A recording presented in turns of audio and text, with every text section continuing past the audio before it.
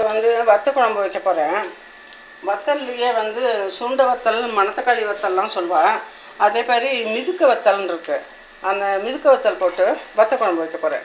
முதல்ல வந்து வத்தலை கொஞ்சம் வறுத்து எடுத்துட்டுறணும்.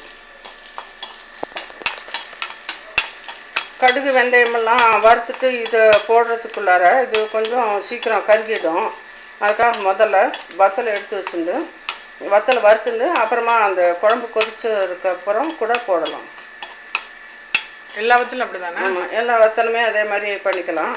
கொதிச்சுட்டே இருந்தால் சில பேருக்கு லைட்டாக ஒரு மாதிரி கசப்பு இருந்தால் கூட கசக்குறது அப்படின்றவா. அதுக்காக நம்ம குழம்பு கொதிச்சதுக்கப்புறம் இந்த வறுத்த வத்தலை அதில் போட்டுக்கலாம்.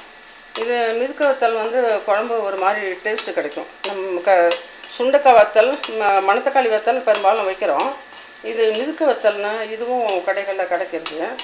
இதை வந்து வறுத்து எடுத்துட்டு அதுக்கப்புறமா கடுகு வெந்தயம் வறுத்துட்டு குழம்பு மிளகாப்பொடி போட்டு வறுக்கணும். குழம்பு மிளகாப்பொடி நல்லா நம்ம வறுத்துட்டு சாமான்லாம் வறுத்துட்டு மிஷினில் அரைச்சிருந்தா கூட வத்த குழம்பு பண்ணுறம்போது பொடி வறுத்துட்டு வைக்கிறது தான் டேஸ்ட்டாக இருக்கும். புளி வந்து ஒரு எலுமிச்சங்காய் அளவு புளி ஊற வச்சு புளி கரைசல் எடுத்துட்டு இருக்கேன். இந்த இதை வறுத்துட்டு அதுக்கப்புறமா அதெல்லாம் விடணும்.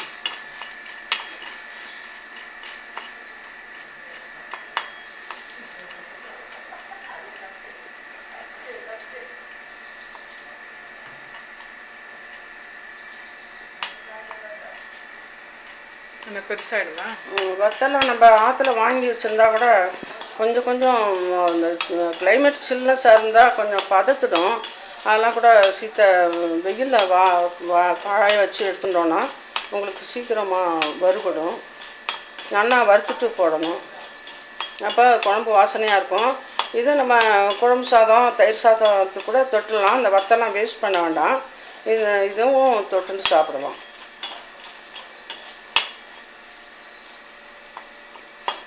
டெய்லி நம்ம சாம்பார், மோர் குழம்பு அதெல்லாம் பண்ணுற மாதிரி கூட வத்த குழம்பும் வச்சுக்கலாம். இந்த வத்தல் வறுத்துட்டு இதை தனியாக எடுத்து வச்சுக்கிறேன். குழம்பு கொதிச்சதுக்கப்புறம் போடணும். முதல்ல இருந்தே கொதிச்சுட்டே ஜாஸ்தி டைம் கொதிச்சுட்டு இருந்தால் கசக்குறது அப்படின்னு சொல்லிடுவா. அதுக்காக வத்த குழம்புக்கெல்லாம் கொஞ்சம் எண்ணெய் விடணும்.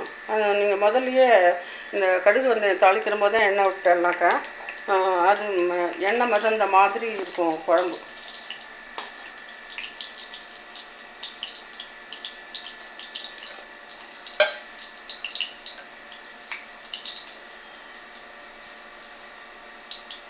எண்ணெய் காஞ்சிருக்கு. கடுகு போடுறேன்.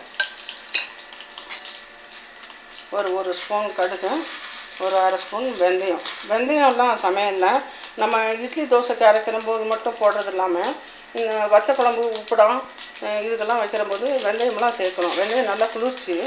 வெந்தயம்லாம் சேர்க்கணும் சமையலில். கடுகு வெந்தயம் வடித்த உடனே குழம்பு மிளகாப்பொடி போட்டு வறுக்கணும்.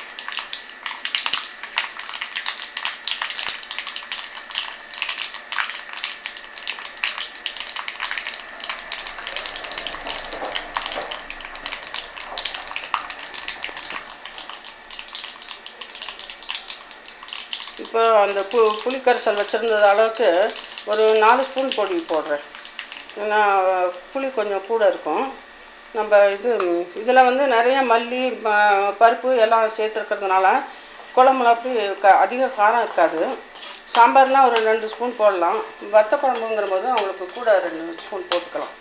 எண்ணெயில் வறுத்துடுறோம். 2வது புளித்தண்ணும் சேர்றதுனால அவ்வளவு உரப்பு கரெக்டாக இருக்கும். இந்த பாருங்கள், நம்ம ஏற்கனவே மிளகா, மல்லி, பருப்பெல்லாம் வறுத்துட்டு மிஷினில் அரைச்சாலும் கூட வத்த குழம்பு வைக்கிற போது இப்படி வறுக்கணும். வறுத்த உடனே அந்த மிளகாப்பொடி நேரத்தை விட இது புளிக்காய்ச்சல் மாதிரி வந்துருப்பாருங்க. இப்போது கடுகு போட்டுட்டு கருவேப்பிலை தாளிச்சிட்டு இந்த புளிக்கரைசலை விடணும்.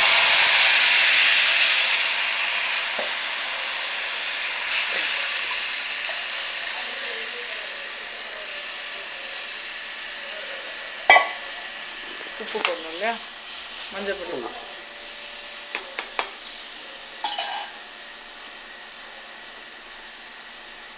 இதுக்கு அளவாக உப்பு போடுறேன்.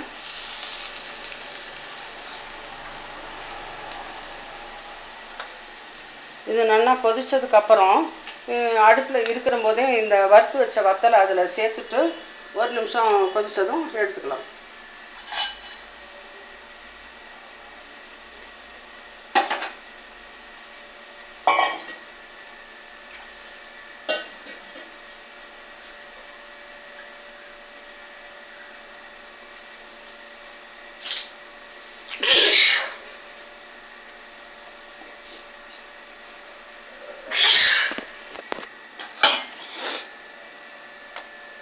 நல்லா கொதிச்சிருச்சு இல்லைம்மா?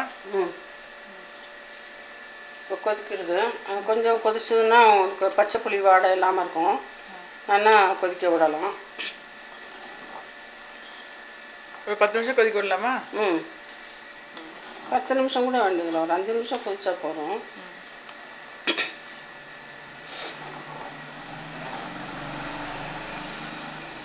இப்போ இந்த மாதிரி கொதிக்கிற போது ஏற்கனவே வறுத்து வச்சுருக்கோம் பாருங்கள், இது வந்து மிதுக்க வத்தல். இந்த வத்தல் இதில் சேர்த்துடலாம். சேர்த்ததுக்கப்புறம் ஒரு நிமிஷம் இருந்தால் போதும், அப்படியே தூக்கி எடுத்து கொட்டிடலாம்.